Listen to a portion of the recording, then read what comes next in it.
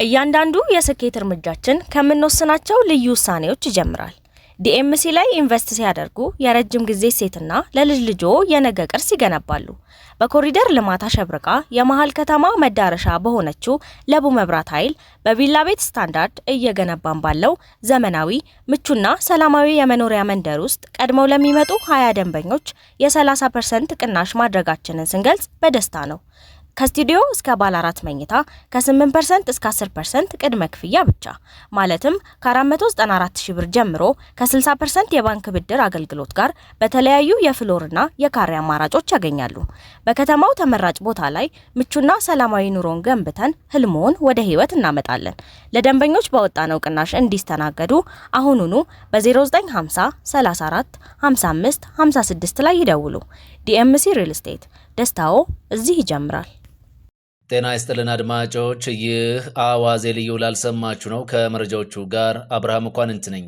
የእስራኤል ጥቃት አራክ የኒውክሌር ጣቢያን እንዳወደመ ዓለም አቀፉ የአቶሚክ ኢነርጂ ተቋም አረጋግጫለሁ አለ። በኢትዮጵያ የሚገኙት የኢራንና የእስራኤል አምባሳደሮች እርስ በርስ በመግለጫ ተወራርፈዋል። በሌላ በኩል ደግሞ እስራኤል ጥቃቷን እስክታቆም ድረስ ከአሜሪካ ጋር ለንግግር ቦታ እንደማይኖር ኢራን ይፋ አድርጋለች። ዓለም ትራምፕ ቀጥሎ የሚወስኑትን ውሳኔም በጉጉት እየጠበቀ ነው። በግብርና ምርቶች ዘርፍ የተሰጠው የደላላነት ፈቃድ ሙሉ በሙሉ መሰረዙ ተገለጸ። ከ70 በመቶ በላይ ለወር አበባ የደረሱ ሴቶች የንጽህና መጠበቂያ እንደማያገኙ ተገልጿል። በስምንተኛው ዙር የውጭ ምንዛሬ ጨረታ አንድ የአሜሪካን ዶላር አማካኝ ዋጋ 136 ብር መድረሱም ተሰምቷል። ሁሉንም ጉዳዮች በዝርዝር እናስደምጣችኋለን። አብራችሁን ቆዩም። በግብርና ምርቶች ዘርፍ የተሰጠው የደላላነት ፍቃድ ሙሉ በሙሉ መሰረዙን የንግድና ቀጠናዊ ትስስር ሚኒስቴር አስታወቀም። የንግድና ቀጠናዊ ትስስር ሚኒስትር ዴኤታ ዶክተር አብዱል ሐኪም ሙሉ በዘርፉ ምንም አይነት እሴት ሳይጨምሩ የንግድ ስርዓቱን የሚረብሹ በርካታ ደላላዎች መኖራቸውን ተናግረዋል። በመሆኑም በእህል ምርት፣ በአትክልትና ፍራፍሬ እንዲሁም በቁም እንስሳት ዘርፍ የተሰጠው የደላላነት ፍቃድ ሙሉ በሙሉ መሰረዙን ገልጸው ከ3000 በላይ ደላሎችና አገናኞች ላይ እርምጃ እንደተወሰደም ጠቁሟል። በተመሳሳይ በሲሚንቶ ገበያ ዘርፍ ነፃ የገበያ ስርዓት በመዘርጋት የሲሚንቶ ዋጋ ከግማሽ በታች እንዲቀንስ መደረጉንም አብራርተዋል። የሲሚንቶ ግብይት ስርዓትን ሲረብሹ የነበሩ ደላሎችና በተለያዩ አካላት ስም ሲነግዱ የነበሩ ግለሰቦች ከዘርፉ እንዲወጡ መደረጋቸውንም አረጋግጠዋል። ከ70 በመቶ በላይ ለወር አበባ የደረሱ ሴቶች የንጽህና መጠበቂያ እንደማያገኙ ተገለጸ። ከአጠቃላይ የኢትዮጵያ ሕዝብ 55 ሚሊዮን የሚደርሱ ሴቶች ናቸው ተብሏል። ኢትዮጵያ ውስጥ 35 ሚሊዮን ሴቶች የወር አበባ ማየት በሚያስችል የዕድሜ ክልል ውስጥ የሚገኙ ሲሆን ከነዚህም መካከል 2.8 በመቶ የሚሆኑት ብቻ የንጽህና መጠበቂያ እንደሚያገኙ ተገልጿል። የጤና ሚኒስቴር የማህበረሰብ ተሳትፎና የመጀመሪያ ደረጃ እንክብካቤ መሪ ስራ አስፈጻሚ እስራኤል አታሮ ለአሃዱ እንደተናገሩት በአገሪቱ በተለይም በገጠር አካባቢዎች የሚገኙ ሴት ተማሪዎች የንጽህና መጠበቂያ አያገኙም ብለዋል። የንጽህና መጠበቂያ ከሚያገኙት ሴት ተማሪዎች መካከል 36 በመቶዎቹ በትምህርት አቀባበላቸው ላይ ተጽዕኖ እንደሚያሳድር ገልጸዋል። ሴት ተማሪዎች የወር አበባ በሚያዩበት ወቅት ከ1 ቀን እስከ 4 ቀን ከትምህርት ገበታቸው ውጪ እንደሚሆኑ ገልጸው ከቅርብ ጊዜ ወዲህ ከ8 ዓመታቸው ጀምሮ የወር አበባን የሚያዩ ሴቶች መኖራቸውን ተናግረዋል። ከውጭ የሚገቡ የንጽህና መጠበቂያ መሳሪያዎች ላይ 30 በመቶ ወደ 10 በመቶ ዝቅ ማድረግ ቢቻልም ከዘርፉ አስፈላጊነት አንጻር በቂ አለመሆኑንና ነፃ ማድረግ እንደሚገባም አስታውቀዋል። እንደ አውሮፓውያን አቆጣጠር በ2012 የንጽህና መጠበቂያ ዋጋ 17 ብር የነበረ መሆኑን አስታውሰው በ2024 ደግሞ 79 ብር መድረሱን የገለጹ ሲሆን ለዚህም የዋጋ መጨመር፣ የኑሮ ውድነት፣ ወደ ሀገር ውስጥ በሚገቡ የንጽህና መጠበቂያዎች ላይ ታክስ መጣል፣ ግጭትና የማክሮ ኢኮኖሚ ማሻሻያው በምክንያትነት እንደሚቀመጡ በጥናት መመላከቱን ገልጸዋል። ችግሩን ለመፍታት የግሉ ዘርፍ በስፋት መሳተፍ እንደሚገባና በአጋርነት በትብብር መስራት ያስፈልጋል ብለዋል። በስምንተኛው ዙር የውጭ ምንዛሬ ጨረታ አንድ የአሜሪካን ዶላር አማካኝ ዋጋ 136 ብር ደረሰ። የኢትዮጵያ ብሔራዊ ባንክ ባካሄደው ስምንተኛው ዙር የውጭ ምንዛሬ ጨረታ ውጤት መሰረት የአንድ የአሜሪካን ዶላር የምንዛሬ ዋጋ 136.6286 ብር መሆኑን አስታውቋል። 50 ሚሊዮን ዶላር በቀረበበት ጨረታ ላይ 11 ባንኮች የውጭ ምንዛሬ ድልድል አግኝተዋል። ይህ አሁን ይፋ የተደረገው የምንዛሬ ተመን ከ2 ሳምንት በፊት በተካሄደው ሰባተኛው ዙር የውጭ ምንዛሬ ምንዛሬ ጨረታ ከተመዘገበው 134.95 ብር የአሜሪካን ዶላር አማካኝ ዋጋ ጋር ሲነጻጸር የብር የመግዛት አቅም በ1.6786 ብር መቀነሱን ያሳያል። የኢትዮጵያ ብሔራዊ ባንክ የውጭ ምንዛሬ ጨረታዎችን የሚያካሂደው በሀገሪቱ ያለውን የውጭ ምንዛሬ እጥረት ለማቃለልና የባንኮችን የውጭ ምንዛሬ ፍላጎት ለማሟላት መሆኑ መግለጹ ይታወቃል። በመጨረሻም በኢትዮጵያ የሚገኙት የኢራንና እስራኤል አምባሳደሮች እርስ በርሳቸው በመግለጫ መካሰሳቸው ተነገረ። እኛ ጦርነቱን አልጀመርነውም፣ ግን ህዝባችንና ሀገራችንን ሙሉ አቅማችንን በመጠቀም ለመጠበቅ ዝግጁ ነን ሲሉ በኢትዮጵያ የኢራን አምባሳደር ገልጸዋል። በሌላ በኩል ደግሞ ከባለፈው ሳምንት አርብ ጀምሮ የእስራኤል መንግስት በኢራን እስላማዊ ሪፐብሊክ ግዛት ላይ የሚፈጸመውን ጥቃት ለመመከት እንዲሁም ሉዓላዊነቷንና ህዝቧን በሙሉ አቅሟ ለመጠበቅ ኢራን ዝግጁ ናት ሲሉ በኢትዮጵያ የኢራን አምባሳደር አሊ አክበር ረዚኢ ተናግረዋል። ኢራን ከእስራኤል ጥቃት ራሷን የመከላከል ተፈጥሯዊ መብቷን ትጠቀማለች ብለዋል አምባሳደሩ። እስራኤል የተባበሩት መንግስታት ድርጅት ቻርተር አንቀጽ 24ን በመጣስ በሉዓላዊነቷ ላይ የኢራን እስላማዊ ሪፐብሊክ ላይ ጥቃት ፈጽማለች ብለዋል። ኢራንም በመንግስታቱ ድርጅት ቻርተር አንቀጽ 52 መሰረት ራሷን የመከላከል መብት አላት ነው ያሉት አምባሳደሩ። በዚህም እኛ ጦርነቱን አልጀመርነውም፣ ነገር ግን ህዝባችንንና ሀገራችንን ሙሉ አቅማችንን በመጠቀም ለመጠበቅ ዝግጁ ነን ብለዋል። የእስራኤል ጽዮናውያን አገዛዝ የኢራንን ሰላማዊ የኒክሌር ተቋማትን የጥቃት ኢላማ አድርጓል ነው ያሉት። በኒክሌር ተቋማት ላይ ጥቃት መፈጸም በአካባቢ ላይ የሚያደርሰው ጉዳትም ለሁሉም ግልጽ ነው በማለት ተናግረዋል። ሆስፒታሎች፣ ብሔራዊ የሬዲዮና የቴሌቪዥን ህንፃዎች፣ የመኖሪያ ቤቶችና ንጹሃን በእስራኤል ጥቃቶች ኢላማ ተደርገዋል ሲሉ ከሰዋል። የእስራኤል አገዛዝ ጥቃት የሰነዘረው ኢራንና አሜሪካ በኒክሌር ጉዳይ ላይ ለ5 ዙር ያክል ድርድር እያደረጉ ባለበት ወቅት ነው ብለዋል። ይህም ማን ሰላም ፈላጊ ማን ጸብ አጫሪ ነው የሚለውን በግልጽ የሚያመላክት ነው ብለዋል አምባሳደሩ። የእስራኤል ጥቃት በኢራን ሳትቀደም በፊት ቀድሞ የተሰነዘረ እንጂ ኢራንን ማጥፋትን ታሳቢ ያደረገ አለመሆኑን በኢትዮጵያ የእስራኤል አምባሳደር ዶክተር አብርሃም ንጉሴ ገልጸዋል። የጦርነቱ ዓላማ ኢራንን ማጥፋት ሳይሆን እስራኤልን ማዳን ነው ሲሉ በኢትዮጵያ የእስራኤል አምባሳደር ለሀገር ውስጥ መገናኛ ብዙሃን በሰጡት መግለጫቸው ላይ ገልጸዋል። ኢራን የኒውክሌርና የባላስቲክ ሚሳኤሎች ባለቤት ልትሆን እንደማይገባም እስራኤል ገልጻለች። እስራኤል ወደ አውዳሚው ጦርነት የገባችው የህልውና አደጋ ስለተጋረጠባት እንደሆነም ዶክተር አብርሃም ገልጸዋል። ጦርነቱ ከመፈንዳቱ በፊት በሁለቱ ሀገራት መካከል 60 ቀናትን የፈጀ ድርድር ተካሂዷል። ኢራን በድርድር ወቅት ሳይቀር እስራኤልን የማጥፋት እቅዷን ለማሳካት እንቅስቃሴ ውስጥ እንደነበረች አምባሳደሩ ገልጸዋል።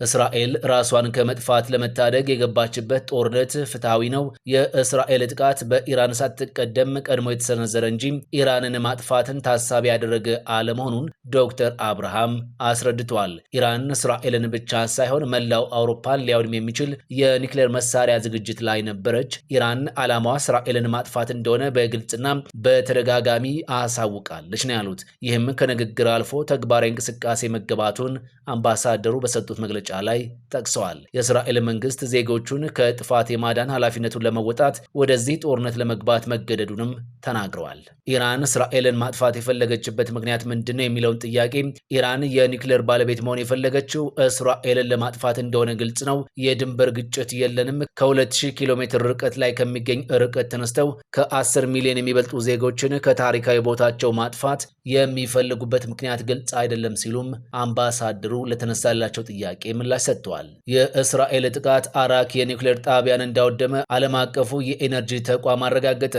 እስራኤል አራክ ከተማ አቅራቢያ በሚገኘውና በግንባታ ላይ በነበረው የኢራን የኒውክሌር ጣቢያ ላይ የፈጸመችው ጥቃት ቁልፍ ሕንፃዎችን እንዳወደመ ዓለም አቀፉ የኒውክሌር ተቆጣጣሪ አረጋግጫለሁ ብሏል። የእስራኤል የጦር አውሮፕላኖች ሐሙስ ዕለት አራክ የኒውክሌር ጣቢያን ደብድበዋል። ሆኖም ጣቢያው የኒውክሌር ቁሶችን አለመያዙን ዓለም አቀፉ የአቶሚክ ኢነርጂ ኤጀንሲ ገልጿል። ከደቡብ ምዕራብ ቴህራን በ250 ኪሎ ሜትር ርቀት ላይ እንደሚገኘው አራክ ያሉ የኒውክሌር ጣቢያዎች የሚያገለግሉት ለሳይንሳዊ ምርምር ሲሆን የኒውክሌር መሳሪያ ለመስራት የሚጠቅም ፕሉቶኒየም የተባለ ንጥረ ነገርን ያመርታሉ። የአቶሚክ ኢነርጂ ተቋሙ ዋና ዳይሬክተር በሰጡት መግለጫ እንዳሉት እስራኤል በፈጸመችው ጥቃት እስካሁን የተከሰተ የተለየ የጨረር ልዕቀት ባይኖርም የመከሰት አደጋዎች ግን አሉ ብለዋል። በዚህ ፈታኝና ውስብስብ በሆነ ሁኔታ ውስጥ ስለ ኒውክሌር ማዕከላቱ ጊዜውን የጠበቀና መደበኛ የሆነ ቴክኒካዊ መረጃዎችን ማግኘት ወሳኝ ነው ብለዋል። በእስራኤልና በኢራን መካከል ያለው ግጭት 8ኛ ቀኑን ያስቆጠረ ሲሆን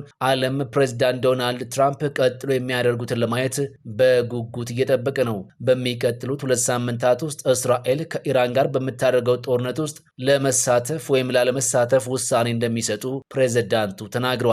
የዋይት ሃውስ የፕሬስ ሴክሬታሪያት ባነበቡት መግለጫ ላይ ትራምፕ ከኢራን ጋር ትልቅ የመደራደር እድል አለ ብለዋል። ትራምፕ ኢራንን የማጥቃት እቅዳቸውን ያጸደቁ ቢሆንም ከእስራኤል ጎን ለመሰለፍ ወይንም ላለመሰለፍ አልወሰኑም ሲሉ ምንጮች ለቢቢሲ ተናግረዋል። ትራምፕ በፎርዶ በሚገኘው የኢራን የምድር ውስጥ የዩራኒየም ማበልጸጊያ ተቋም ላይ ጥቃት የመፈጸም ብርቱ ሐሳብ እንዳላቸው ሲቢኤስ ዘግቧል። የምድር ውስጥ የኒውክሌር ተቋሙን ለማጥፋት የሚያስችል ትልቅ ቦምብ እንዳላት የሚታሰበው አሜሪካ ብቻ ናት። የኢራን የውጭ ጉዳይ ሚኒስትር አባስ አራግቺ የእስራኤል ጥቃት እስካልቆመ ድረስ አገራቸው ከአሜሪካ ጋር ለድርድር እንደማትቀመጥ መናገራቸውን የመንግስት መገናኛ ብዙሃን ዘግበዋል። አራግቺ አሜሪካውያን ድርድር ይፈልጋሉ እና ብዙ ጊዜ መልእክት ልከዋል፣ ነገር ግን ጥቃቱ እስኪቆም ድረስ ለውይይት ምንም ቦታ እንደሌለም በግልጽ ተናግረናል ማለታቸው በመገናኛ ብዙሃን ዘገባ ላይ ተጠቅሷል። በዚህ ወንጀል አጋር ከሆነችው ከአሜሪካ ጋር ምንም አይነት ንግግር የለንም ብለዋል ሚኒስትሩ። እስራኤል ጥቃት መፈጸም ከጀመረች በኋላ ለመጀመሪያ ጊዜ አራግቺ ከምዕራባውያን መንግስታት ጋር በሚደረገው ውይይት ላይ ለመገኘት ዛሬ በጄኔቫ ይገኛሉ ተብሎ ይጠበቃል። በዚህ ውይይት ላይ የአውሮፓና የዩኬ ውጭ ጉዳይ ሚኒስትሮችም ይሳተፋሉ። እስራኤል የኢራን ጠቅላይ መሪን የመግደል ወይም የስርዓት ለውጥ የማድረግ እቅድ የላትም ሲሉ ፕሬዝዳንት ሄርዞግ ይፋ አድርገዋል። ነገር ግን የኢራንን ሕዝብ የሚጠቅም ታሪካዊ ውጤት ሊያመጣ ይችላል ሲሉ የእስራኤል ፕሬዝዳንት ኢሳክ ሄርዞግ ለአንድ የአሜሪካ ጋዜጣ ተናግረዋል። የእስራኤል መከላከያ ሚኒስትር እስራኤል አያቶላህ አሊ ሆሚኒ እንዲወገዱ ሐሙስ ጥሪ አቅርበዋል። አያቶላህ የእባቡ ራስ ነው፣ ነገር ግን አያቶላው የጦርነቱ ኢላማ አካል ነው ብዬ መናገር አልችልም ሲሉ ፕሬዝዳንቱ ለአንድ የአሜሪካ የቴሌቪዥን ጣቢያም ተናግረው ነበር። ሆሚኒ ባለፈው አርብ በእስራኤል ላይ የተፈጸመውን ከባድ ጥቃት ወንጀል ነው በማለት ቴል አቪቭ መራርና አስከፊ ጣፈንታ እንደሚጠብቃት አስጠንቅቀዋል። ቴህራን የበቀል ጥቃት የከፈተች ሲሆን በእስራኤል ውስጥ ወታደራዊ ኢላማዎችን እየመታችም ቀጥላለች። እያንዳንዱ የስኬት እርምጃችን ከምንወስናቸው ልዩ ውሳኔዎች ይጀምራል። ዲኤምሲ ላይ ኢንቨስት ሲያደርጉ የረጅም ጊዜ ሴትና ለልጅ ልጆ የነገ ቅርስ ይገነባሉ። በኮሪደር ልማት አሸብርቃ የመሃል ከተማ መዳረሻ በሆነችው ለቡ መብራት ኃይል በቪላ ቤት ስታንዳርድ እየገነባን ባለው ዘመናዊ ምቹና ሰላማዊ የመኖሪያ መንደር ውስጥ ቀድመው ለሚመጡ 20 ደንበኞች የ30% ቅናሽ ማድረጋችንን ስንገልጽ በደስታ ነው። ከስቱዲዮ እስከ ባለ 4 መኝታ ከ8% እስከ 10% ቅድመ ክፍያ ብቻ ማለትም ከ494,000 ብር ጀምሮ ከ60% የባንክ ብድር አገልግሎት ጋር በተለያዩ የፍሎርና የካሬ አማራጮች ያገኛሉ። በከተማው ተመራጭ ቦታ ላይ ምቹና ሰላማዊ ኑሮን ገንብተን ህልሞን ወደ ህይወት እናመጣለን። ለደንበኞች በወጣነው ቅናሽ እንዲስተናገዱ አሁኑኑ በ0950 34 55 56 ላይ ይደውሉ። ዲኤምሲ ሪል ስቴት፣ ደስታው እዚህ ይጀምራል። ፈጣን ያልተሰሙ መረጃዎችንና ትኩስ የኪነ ጥበብ ዜናዎችን ለማግኘት የቁም ነገር ሚዲያ የዩቲዩብ ቻናልን በመቀላቀል ቤተሰብ ይሁኑ። ቻናላችንን ሰብስክራይብ ያድርጉ። በቲክቶክም አለን። ቁም ነገር ሚዲያ ኦፊሻል ብለው ይከተሉን። እናመሰግናለን። ቁም ነገር ሚዲያ፣ ለቁም ነገር እንሰራለን።